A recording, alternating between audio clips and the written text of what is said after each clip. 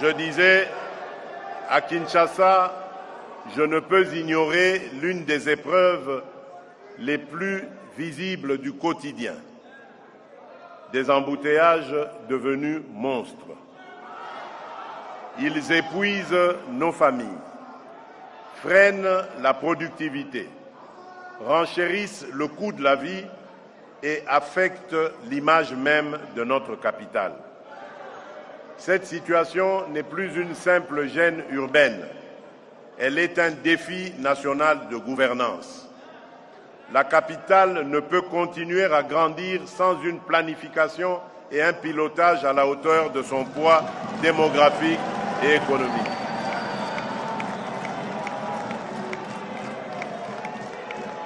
Elle appelle des décisions urgentes, coordonnées et courageuses, fondées sur une vision d'ensemble de la mobilité, de l'occupation du sol et du développement des pôles d'activité. J'évoquerai avec la même gravité l'ampleur du défi d'assainissement, l'insalubrité, l'obstruction des caniveaux,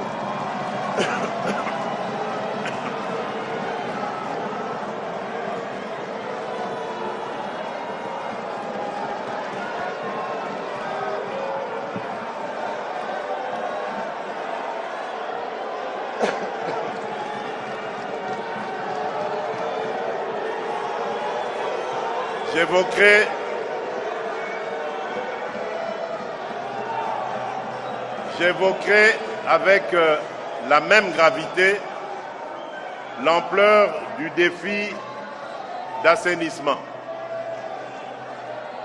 l'insalubrité,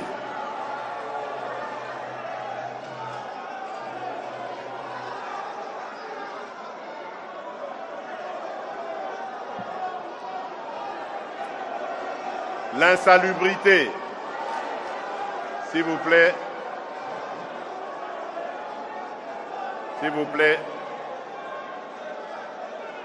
l'insalubrité, l'obstruction des caniveaux, la mauvaise gestion des déchets et la pression croissante sur les quartiers densément peuplés exposent nos populations à des risques sanitaires et environnementaux inacceptables.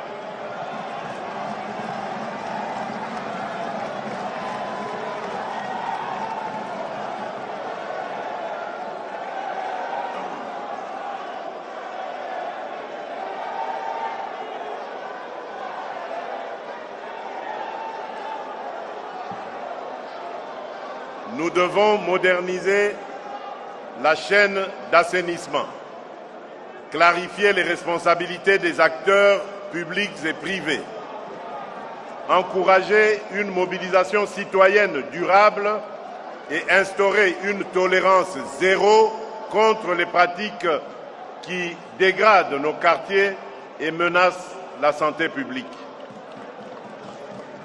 C'est dans cet esprit que s'inscrivent les décisions structurantes engagées pour désengorger, réorganiser et mieux planifier Kinshasa, tout en préparant la modernisation de nos grandes villes.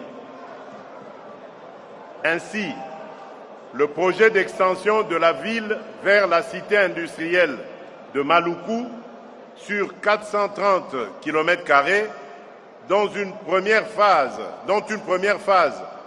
de 75 km² entrera en exécution dès le premier trimestre 2026. Sur 5 ans, il prévoit la construction de 1200 usines, dont 160 dès 2026, afin de décongestionner la capitale, créer des emplois, améliorer la desserte en eau et en électricité et organiser plus efficacement la gestion urbaine. Ce projet répond à une exigence de bon sens. Repenser l'espace de croissance de Kinshasa pour restaurer la fluidité, la sécurité et la dignité de la vie urbaine.